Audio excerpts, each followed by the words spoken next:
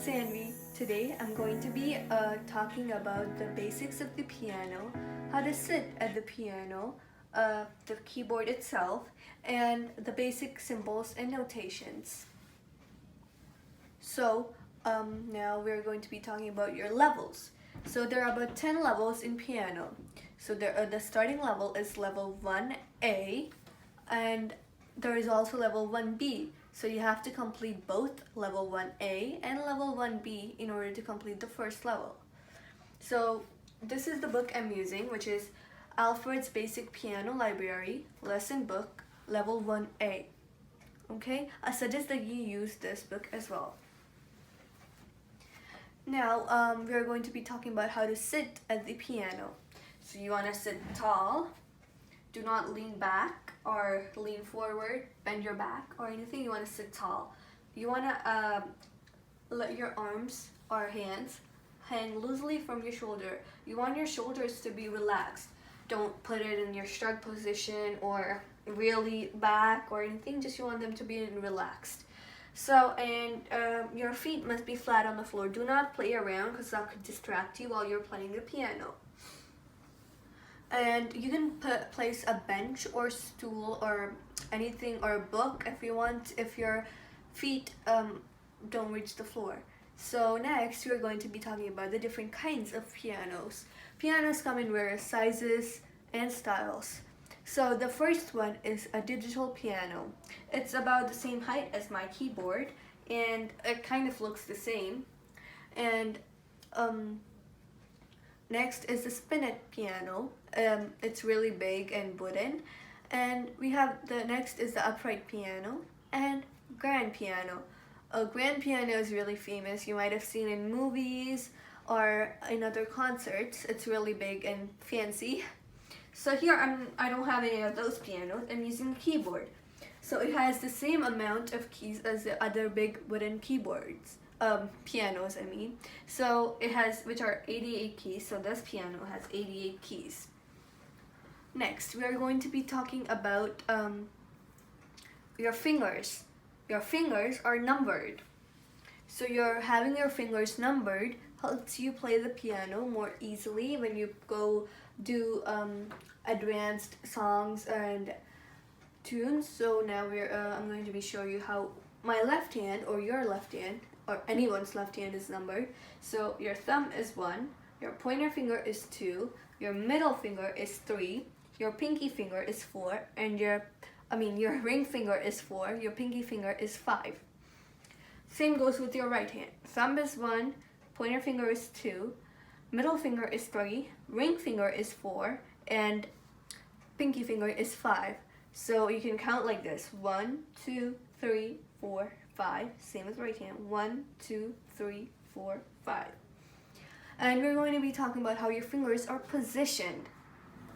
Your fingers are supposed to be curved as if you're holding an imaginary bubble. You want them to be really relaxed. You don't want them to be really stiff, okay?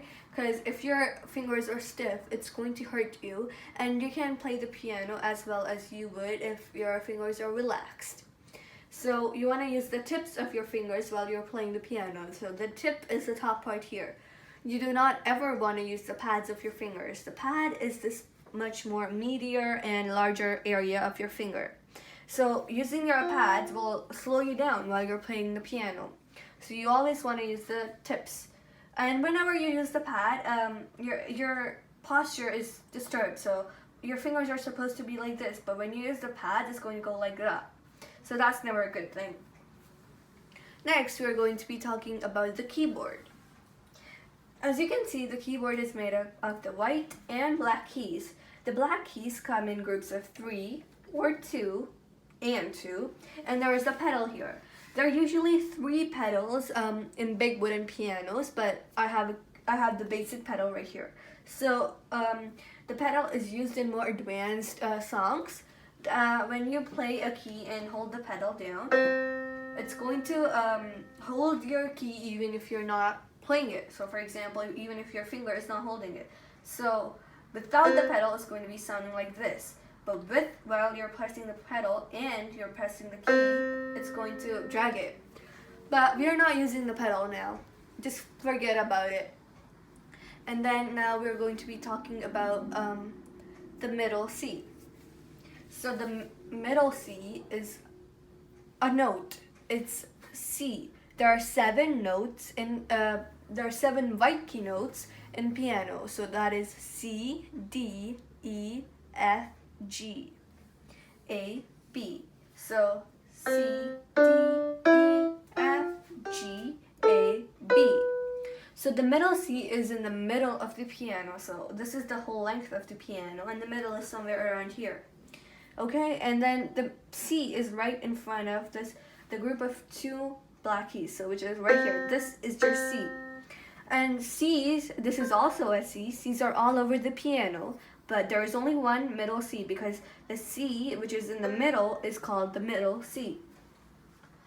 Okay, now we're going to be, when your fingers are positioned or you're playing at the middle C, it's called middle C position or C position. So when you're playing at the middle C position, your thumb or your finger number one is on the C, okay, for your right hand.